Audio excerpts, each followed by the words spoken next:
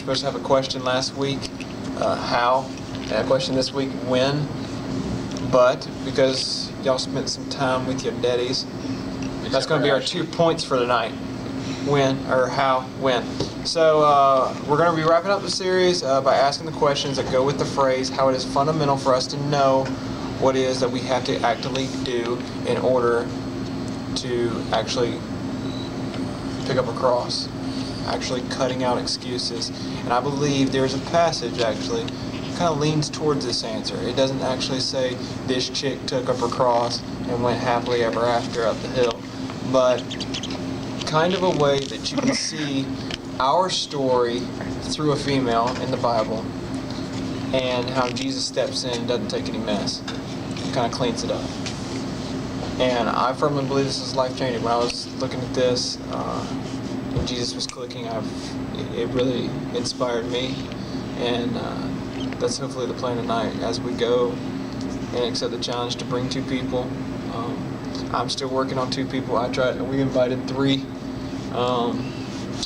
pretty much all day at lunch. So,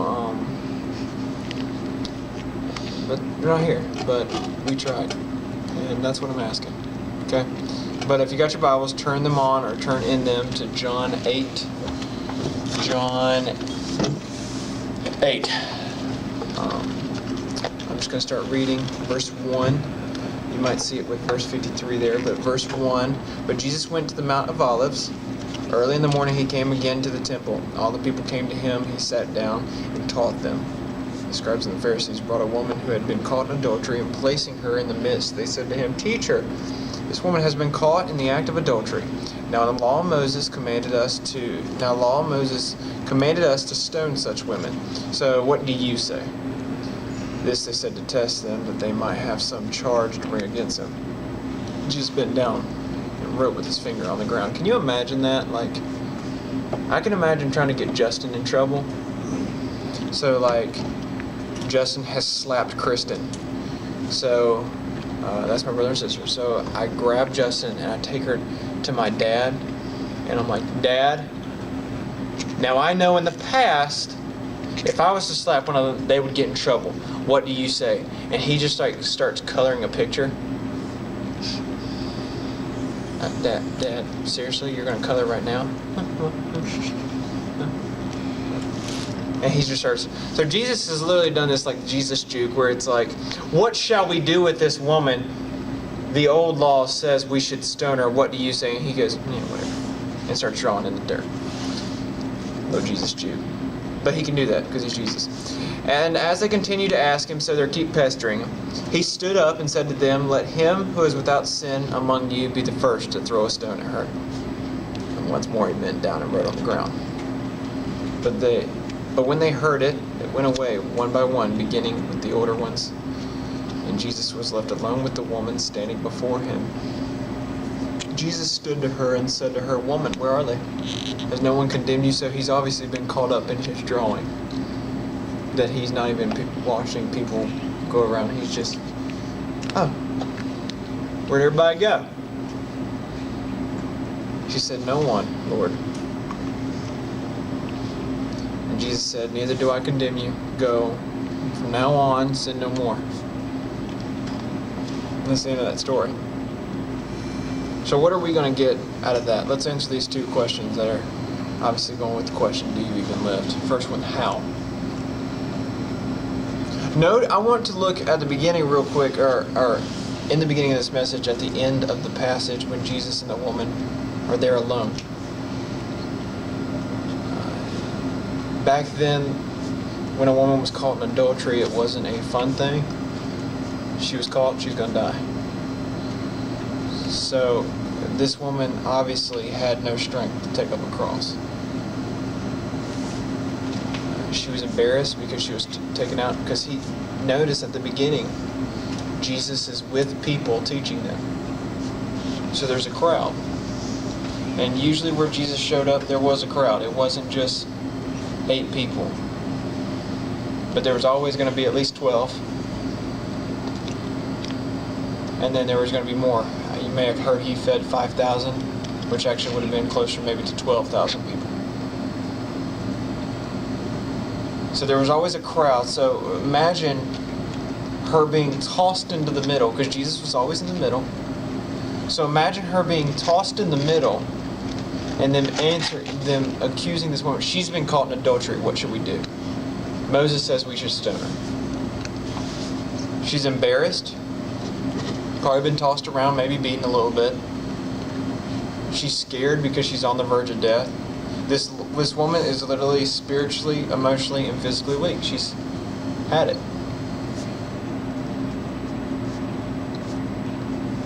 I can't imagine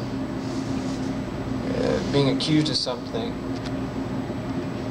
being thrown into the mix, and everyone started talking about me, because there's still sin. So when they heard this, there was probably snickering, and she probably heard the snickers.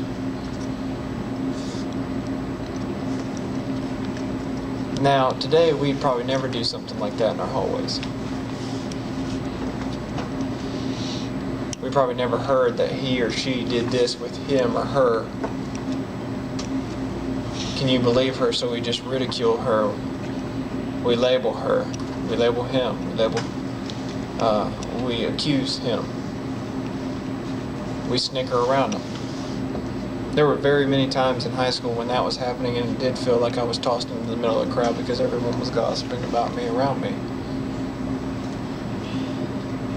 Very scary things. Lead to dark depression, will lead to being scared, not knowing, and lead to ultimately no trust, because who are your real friends? But there's a key thing in this, and it's that Jesus is there. He didn't say much. We don't know what he's writing on the ground. He could just be painting a beautiful sunset and him going, I remember when I did this 4,000 years with the Holy Spirit and my Father, and it was great. I just did this and said it, and it happened. This is what it looked like.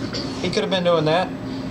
He could have been making a paint by numbers. He could have been just brushing up on his math. He goes, if I feed 5,000, I carry the 2 fish, maybe the 5 loaves, and I've got 7 baskets. Yeah, we should have enough for a to-go plate. Maybe he was figuring some math out. Maybe he was going, contemplating how many days he had till he was eventually going to take up his cross. We don't know what he was doing. He could have been writing. Clayton King thinks that maybe he was writing dates down. So let's say Nick did this sin, and I don't know what sin, but let's say Nick, well, he probably did sin. But let's say Nick sinned on July 12th, 4 years ago. And it was a big sin. Like, it was one that you shouldn't have done. And you know it, it's been on your mind. I hope I haven't guessed anything. If so, I'm going to start charging money. And then let's say, like, Connor did something, August 4th, 2006. Random day. But he knew that's the day that I did something wrong. Like, I ultimately lied, and it's forever changed our relationship. Something like that. Now, I don't know, you probably could have been, how old were you in 2006? Yeah, so he could have lied to something, like Barney. And, so let's say, like, Jesus is down there writing these dates down. And Nick saw this date and go, yeah, that would freak you out and go, I knew what happened that day. So then Nick walks away, and then Jesus writes down that August date. And Connor sees it and goes, I knew what happened that day. And Connor walks away. Maybe. We don't know. But Jesus is there, and Jesus steps in his weird way that he always does. And defends. Enough for her to find the strength to go. Notice that Jesus, even though Jesus is the most powerful thing and the most powerful being, and he's kneeling, and she is standing, but she is standing not on her, she is standing on her weak, frail strength. She's embarrassed, she's scared, she's worried, she's anxious, she's depressed, she's bruised, she's battered. And Jesus stands to meet her there. Notice that she did not come to Jesus in her pain, but Jesus met her where her pain took her. Who's here to condemn you? No one? I'm not going to.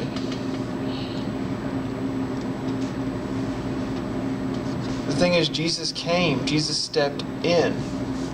We want to try to do things ourselves. So, like, if we were the woman, we would try to go home and heal it and try to recover our past and stuff. But Jesus says, I'm what's missing, and once I'm in, I'll give you the strength to take up your cross. I know you're tired, scared, and I've been trying, but just let me in, and you will overcome. I know what you've been doing. I've called you to be bigger. So many of us think that we're just too dirty. And some of your friends are thinking this. And this is what you need to tell your friends. You are never too dirty enough. You're never too sick. You're never too dirty. You're never too unclean for Jesus. Because even though the woman could have been caught in adultery, if they usually had rightful place. They probably did catch her in adultery. So she was in sin, and Jesus went to her and said, enough of what you've done. Go and sin no more.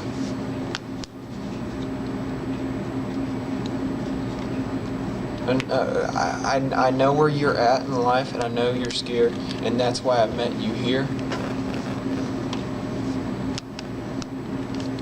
And it's okay.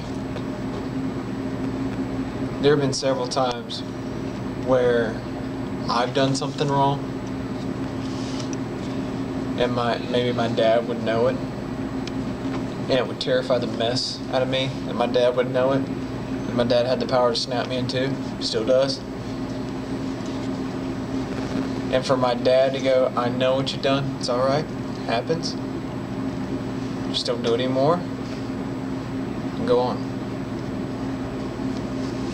We call that grace, and what a gracious gift it is.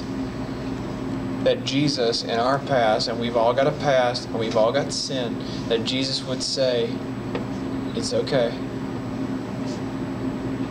Don't do it anymore. And with my power, I know you can overcome it. But this leads to our next question. When? When should we lift up our cross? When's a good time?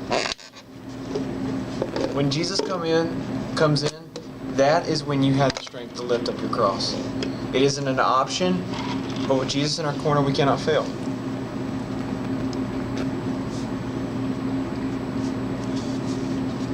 I know that sounds like really that's the answer. When Jesus comes in? Yeah. But the thing is, some of us think we can just pop Jesus in like a pill. He's going to fix us for a little bit. That's going to take care of things. Or I've been in church all my life, so we're good here. Or I was baptized, so we're good here. Or I read my Bible on occasion, so we're good here. That's not it.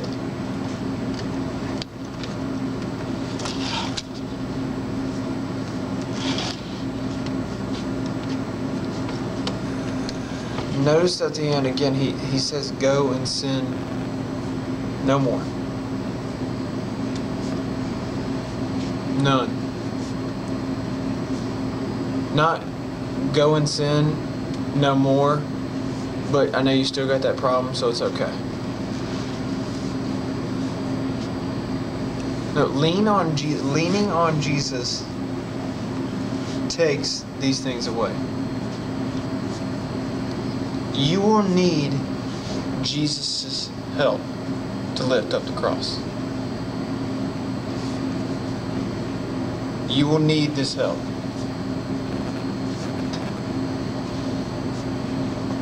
Because after all, and I know this isn't like, oh my goodness, that's not what's going on. But Jesus, in his moment of taking up his cross, he even had some help.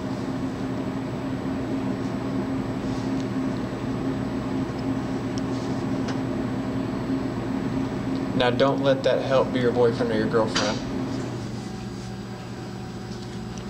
Don't let that help be your parents. But let that help be Jesus. The guy that's lifted up the cross already. The guy that walked with the cross up a mountain, got on it, and was nailed to it. That is the one I would want to help. If I wanted help in getting better at basketball, I would not ask a soccer player. If I wanted to be better at soccer, I wouldn't ask a professional bowler. If I wanted to be a better public speaker, I wouldn't ask someone who hates speaking to people.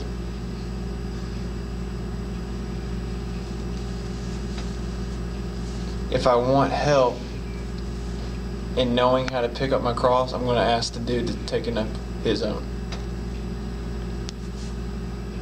Carried it, died on it for me.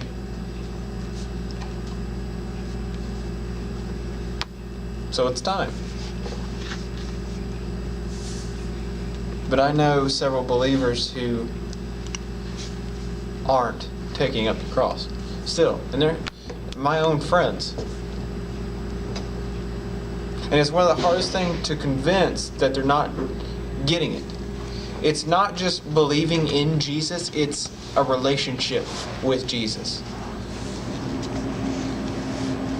I know several people that believe in Jesus that don't have a relationship with Jesus. No, He's there. And I've encountered it with several students over my career in youth ministry, of several people working in churches, that they believe in Jesus, but they don't have a relationship with Jesus. You good? Okay. But if believing in Jesus is different, but having a relationship has something else to it. It has an outward fruit to it. You seek to serve other people.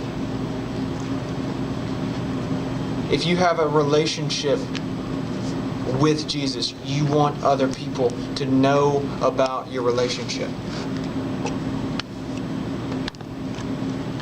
You want other people to see this relationship. I know more people that know Jesus that are more passionate about their Facebook relationships with their boyfriend or girlfriend than their relationship with Jesus. And if that's the case, we got an issue.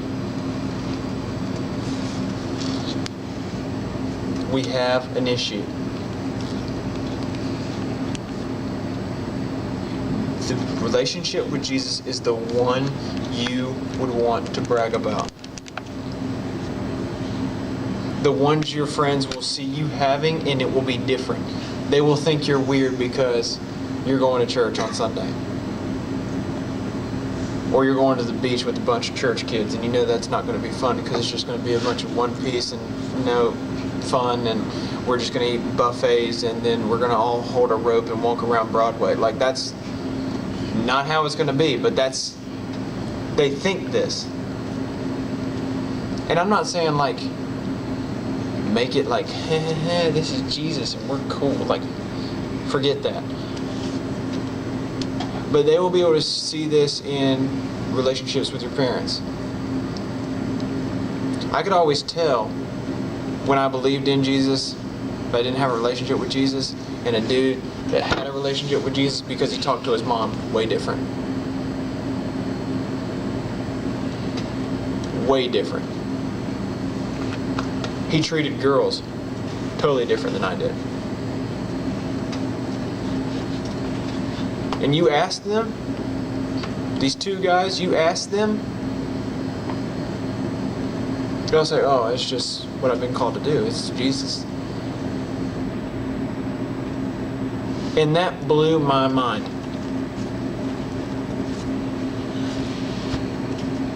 But once I entered into a relationship with Jesus and tried everything to put it on display where He could get the most glory, things just started changing. Anxieties went away. Depressing thoughts went away. Trust issues died.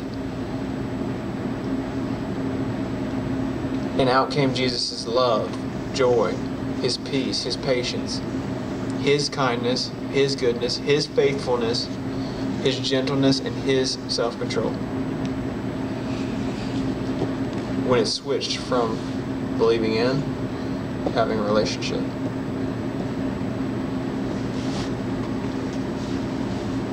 So now it's time for her to nail it down. And I know most of you, I know all of you actually in your walk. But you know far more people than I do. You walk the halls with some people that I've never even heard. You would tell me a name, I'd be like, that's pretty neat, I guess. I don't know who the heck you're talking about.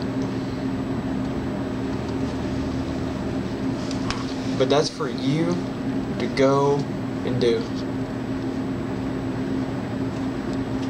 Because some of them will come here. Some, maybe. Out of 10, maybe 3 of them will. I pray for all 10. But I grew more relationships and showed Jesus off more time when I went to the rock climbing gym. And I was patient. Or when I went to Gravitopia and just smiled with a kid. Or when you go to the grocery store and, you know, the perfect story where an old lady drops something, you pick it up. That's Jesus on display.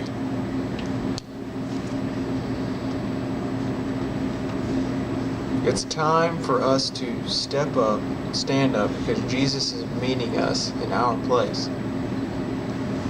That should be the thing that's dangled out in front of you. Why should you want to invite more people? Why should you want to tell your friends this? Why should you want to invite them to everything that we do, whether it's Gravitopia or rafting or the beach trip or anything like that? Why should you want to do that? Because Jesus is meeting them in their place. Jesus is going to be on display. Jesus is King. Jesus is God. That's what He does. And then when is to do it? Well, right when we go out these doors. If we're the woman in the story, Jesus has met us in our place. Now what do? Forget your past. Forget what you came in the door with. I want you to walk out the door totally different. Go and be what you were, not anymore. Go and be a different creation. Go and be someone I called to be bigger, better, and bolder. Why? Because I got a relationship with you. I'm living with you. I will give you the strength. You will take up your cross. When? Now. Not pray about it. Not think about it. Not do it when it's convenient.